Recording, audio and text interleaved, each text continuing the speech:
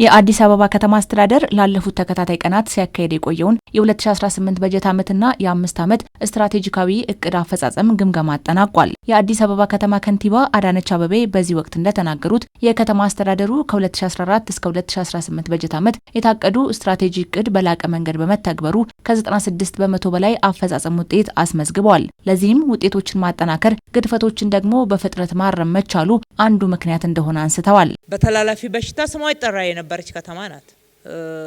ጤናዎች ዳታውም ጭምር አላቸው ከየት ወዴት የሚለው። ስለዚህ ጽዳት ላይ በጣም ለውጥ አምጥተናል። የቆሻሻ አወጋገድ ስርዓት ላይ ለውጥ አምጥተናል። በተለይ በደረቅ ቆሻሻ አወጋገድ በዓለም አቀፍ መድረክ ጭምር ከ200 በላይ ከተሞች ተወዳድረን ፈጣን ለውጥ እያመጣች ያለች ከተማ የሚል እውቅና አግኝተንበታል። የጋራ ስራችን ነው። የህፃናት መጫወቻ በየሰፈሩ፣ የህፃናት ማቆያ በየሰፈሩ ዛሬ 1100 ያልተነገረለት ምግብ እናቀርባለን። የንጽህና መጠበቂያ እናቀርባለን። እነኚህ ውስጥ የኑሮ ውድነትን በማረጋጋት ረገድ ተኪ ምርት በስፋት እንዲመረት መሰራቱን ተናግረው ይህንንም ማላቅ እንደሚገባ አስገንዝበዋል። የቅዳሜና ይሁድ ገበያ ቁጥራቸው 259 መድረሱን ጠቁመው ይህም እንደሚስፋፋ አንስተዋል። በአምስቱም የአዲስ አበባ መግቢያ በሮች ላይ የገበያ ማዕከላትን እንገንባ ብለን 5 ነበር ያቀርነው፣ 7 አድርሰናል። ሁሉንም በተሟላ ሁኔታ በሙሉ አቅማቸው እንዲሰሩ እናድርግ። እዛ ጋር የሚባክን አቅም የሚባክን ሀብት አይኖር። የደላላን ሰንሰለት በጣጥሰናል። ምርት ከውጪ ነው የሚመጣው። እንዲሁም ግልጽነትና ተጠያቂነትን በማስፈን የዜጎችን ተጠቃሚነት ማረጋገጥ መቻሉንም አስታውቀዋል። በስራ ዕድል ፈጠራም 2 ሚሊዮን ዜጎችን መድረስ መቻሉን ያነሱት ገቢ የሚያገኙባት ከተማ ማድረግ ላይ በጣም ለውጥ አምጥተናል። በእነኚህ የለውጥ አመታቶች 2.2 ሚሊዮን እኮ ትልቅ ቁጥር ነው።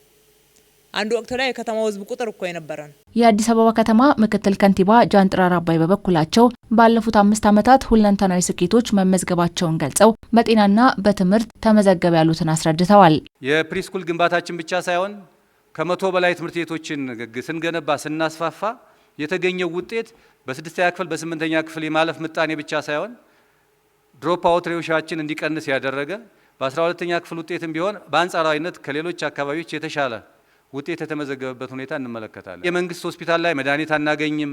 አገልግሎቱ በጣም አስቸጋሪ ነው። አይደለም የዚህ ኦንላይን ሰርቪስ የዲጂታል ሰርቪስ የሚታሰብ አልነበረም። ሆስፒታሎቹ ያሉበትን ስታተስ ለተመለከተ ላየ አሁን የተሰሩትንና የተከናወኑትን ውጤታማ ስራዎች ለጎበኘ ሰው